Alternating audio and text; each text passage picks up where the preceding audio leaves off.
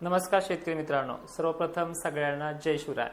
अवकाळी पावसाचं सत्र महाराष्ट्रात कालपासून तुरळक प्रमाणात असलेलं आज ऍक्टिव्ह जास्त झालंय। म्हणजे 12 आणि 13ला जो तुम्हाला इशारा दिला होता 10-12% मोजके गावं, पण ती सुरुवात झालेली आहे।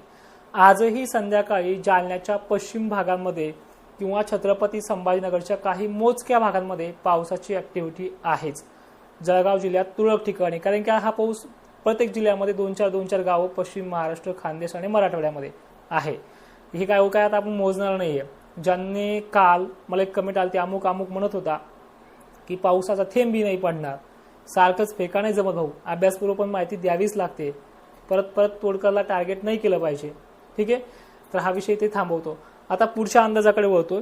आजची संध्याकाळ परत अहिल्यानगरच्या श्रीगोंदा, जे काही पुण्यालगतचे भाग आहेत, पुण्याच्या पूर्वेकडील भाग आहेत, अशा शेतकऱ्यांनी आजच्या दिवस तरी आपला जे काही संध्याकाळच्या वेळेला, मी तुम्हाला मागेही सांगितलं 2 दिवस अगोदर ही तयारी करा। गाव आणि लोकेशन अवकाळीचं सांगता येत नाही, भलेही 12% सांगितलं असेल ते 6% वरती येईल, पण जर पुन्हा 12चं 15 वरती गेलं तर ते वाढलं तर निसर्गाचा अवकाळीचा इतका तंतोतंत अंदाज नसतो। पण ठीक आहे, महाराष्ट्रात कुठे ना कुठेतरी चांगल्या पद्धतीनं नुकसान वाचवण्यामध्ये यश आलंय। बऱ्याचशा शेतकऱ्यांच्या दिलासा आणि चांगल्या पद्धतीच्या कमेंट फोन देखील आपल्यापर्यंत पोहोचलेत, आणि विशेषतः ही माहिती तुम्ही इतरही शेतकऱ्यांपर्यंत पोहोचण्याचं काम करा। 2 वर्षापासून या चॅनलवरती काम करतोय, तर ह्या चॅनलचे 100K सबस्क्रायबर पूर्ण करण्याचे मी आज वैयक्तिक तुम्हाला बोलतो आहे, ते आपल्याला करायचे आहेत। 14 जानेवारी मकर संक्रांतीच्या दिवशी वातावरण कसं असणार आहे हा देखील आढावा पाहूयात। उद्या काय होणार आहे, महाराष्ट्राच्या बुलढाणा जिल्ह्यामध्ये, अहिल्यानगरमध्ये, नांदेडमध्ये, अकोल्यामध्ये फक्त ढगाळलेली परिस्थिती असेल। तुरळक ठिकाणी स्थानिक वातावरणाचा पडला तर पडला तो जिल्हा असणार आहे अहिल्यानगर, छत्रपती संभाजीनगर, जळगाव, मालेगाव शहर, लातूर तुरळक ठिकाणी। हे बघा, लातूर आणि नांदेडसाठी वाऱ्याचा जोर जर जास्त राहिला तिथे व्हायची काही कारण नाहीये, पण अहिल्यानगरमध्ये 12 वाजता आणि खानदेशामध्ये 12-1च्या दरम्यान जर वातावरण असं गच्च जाणू लागेल, अवकाळीचा अंदाज असाच असतो, गच्च जाणू लागेल, गरमीची लेवल वाढू लागेल, त्या शेतकऱ्यांनी आपला वाळू घातलेला कुठलाही माल जमा करून ठेवायचा आहे। कारण की अवकाळीला गाव फिक्स नसतं। जसं मान्सूनच्या टायमाला मी तुम्हाला छाती ठोकपणे सांगायचो की रात्री येणार म्हणजे येणार, संध्याकाळी पाऊस दाखवेल, नाही पडला तर प्रयोगशाळा बंद करेल, ही वक्तव्य आपण मान्सूनच्या काळामध्ये ॲक्युरेसी देणारे असते, पण अवकाळीचा अंदाज आणि अवकाळी माणसाचा सुद्धा अंदाज कोणीही लावू शकत नाही। पण ठीक आहे, 12 आणि 13ला ज्या घटना आज घडतात त्या शेतकऱ्यांच्या हसू चेहऱ्यावरती मला फोन केलाय, तुमच्यामुळे आमचा कांदा वगैरे वाचलाय, धन्यवाद, जय शिवराय वगैरे त्यांनी घातलाय। पण आता पुढची कंडिशन बघा, उद्याची 14 जानेवारी संपूर्ण महाराष्ट्रातल्या प्रत्येक जिल्ह्यामध्ये थोडं ढगाळलेलं वातावरण होणार आहे। धोका आता उद्यापासून कमी होतोय। 15 तारखेला हा जो धोका आहे बुधवारपासून हे आणखीन कमी होते। ठीक आहे, आणि गुरुवार आणि शुक्रवारी हे वातावरण नॉर्मल होऊन जाईल। आणि सांगलीमध्ये सुद्धा शुक्रवारी ढगाळलेली परिस्थिती पाहायला मिळेल। आणि त्यानंतर बघा, 1 ना 1 तारखा परत समजून घ्या, व्हिडिओ शेवटपर्यंत पहा। सगळ्यात महत्त्वाचे अजून एक सांगतो की बऱ्याच शेतकऱ्यांना माझे अंदाज आवडतात, तर तुम्हाला माझे अंदाज आवडत असतील तर लाईक करा, कारण की बऱ्याच शेतकऱ्यांपर्यंत मेसेज पोहोचतो। 16 तारखेला वातावरण महाराष्ट्रामधनं फक्त काय होणार आहे, नाशिक क्षेत्र, कोल्हापूर क्षेत्र, पुणे क्षेत्र, दक्षिण महाराष्ट्रामध्ये पुन्हा असं अंधुक बिखरल्यासारखं ढगलेलं असणार आहे। पावसाची शक्यता फक्त सह्याद्री पर्वत रांगा या बाजूस थोडे पडतील, नाही तर महाराष्ट्रातला धोका 14 तारखेपासून संपतोय संध्याकाळपासून। त्यानंतर 17 तारखेला वातावरण हे उलटे वारे वाहणार आहेत उत्तरेकडनं दक्षिणेकडे। मग त्यामुळे काय होणार आहे, नाशिक क्षेत्रापासून ते धुळ्याच्या बऱ्याचशा भागांमध्ये पश्चिम साईडला, पुणे पश्चिम साईडला, म्हणजे जी काही ज्या टायमिंगला आपण पाहतो ना मान्सून काय करतो, जिथून खाली पडत नाही तिथून खाली ह्या भागात ढगाळलेलं वातावरण पण कमी असणार आहे, पण जिथून मान्सून ताडल्या जातो त्याच्या पर्वतरांगाच्या साईडला तिथे मात्र स्थानिक वातावरणाची कंडिशन हलकी मलकी 17 तारखेला आहे। 18 तारखेला छत्रपती संभाजीनगर, नाशिक, धुळे, अहिल्यानगर या भागांमध्ये वाऱ्याची गती दिवसभर व्यवस्थित राहील, दक्षिणेकडनं उत्तरेकडे, कधी उत्तरेकडनं दक्षिणेकडे। पण यामुळे काय होणार आहे, हे एक मधली लेअर तयार होणार आहे, इथेही ढगाळलेलं वातावरण असणार आहे, पण धोका मात्र ह्या दिवशी सुद्धा कमी आहे। आणि 18-19 पासून वातावरण खराब होणार आहे, हे सुद्धा तुम्हाला सगळ्यात अगोदर ही माहिती पुरवली होती। पण 18 तारीख आणि 19 तारीख धुळे, शहादा, गुजरात लगतच्या जवळच्या बाउंड्री लगतच्या भागांना शेतकऱ्यांनी थोडंसं असं जपूनच राहायचं आहे, जास्त काही वाळवायला वगैरे टाकायचं नाही।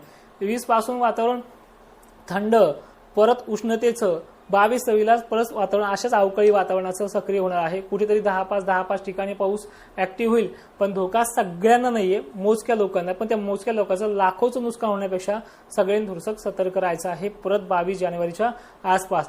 मग हा टप्पा झाला की लगेच परत 29 जानेवारी ते 5-6 फेब्रुवारी हे तारखा लॉंग टर्म का सांगतोय, कदाचित 30 जानेवारीच्या हिशोबामध्ये येईल किंवा 3 फेब्रुवारीच्या हिशोबामध्ये येईल. पण ह्या 4च दिवसामध्ये ज्यावेळेस आपल्या ह्या जानेवारीचा एंड होईल त्याची सुरुवात सुद्धा ढगाळलेल्या आणि पावसाच्या वातावरणाची असणार आहे.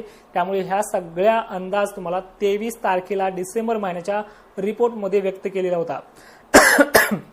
आणि सगळ्यात महत्वाचं हे सुद्धा आहे, भलेही जानेवारी, फेब्रुवारी आणि मार्चही जवळपास अर्धामर्धा हा कमी नुकसान करणारा असला तरी मार्च आणि एप्रिल महाराष्ट्रामध्ये थोडीफार चिंताजनक परिस्थिती व्यक्त करणार आहे. या संदर्भात वारंवार लाईव्हच्या माध्यमातून तुमच्या जिल्ह्यांची कमेंट जेव्हा करतात तिथे आपण आपल्या ऍप्लिकेशनमध्ये समजून सांगण्याचा प्रयत्न करतो. आणि एक विनंती सगळ्यांना आहे, आपले अंदाज एखाद्या वेळेस थोडा एखाद्या जिल्ह्यात कमी अधिक झाला, पण विश्वास तुमचा कमी अधिक होऊ देऊ नका. कारण की तुम्हालाही माहिती आहे की जो निर्णय आपण सांगितला, जो निर्णय शब्द आपण काढला, ती गोष्ट महाराष्ट्रात आतापर्यंत तरी इतिहासामध्ये दिसलेली आहे.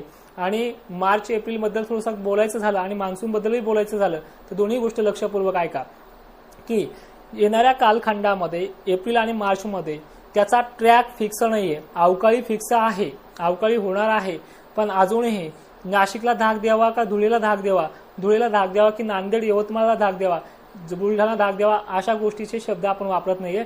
कारण की त्याचा जिल्हा अजून फिक्स नाहीये. जिल्हा अजूनही तो जानेवारीच्या एंडिंगच्या वेळेस तो फिक्सही होईल 2-1.5 महिन्या अगोदर की ह्या भागामध्ये हे होऊ शकतं, 10-5 तालुके मागे पुढे होतील. पण तुम्हाला सांगतो, हे खानदेश, पश्चिम महाराष्ट्र आणि विदर्भामधल्या पूर्व भागांमध्ये थोडं अडथळ्याचं वातावरण मार्चमध्ये आहे.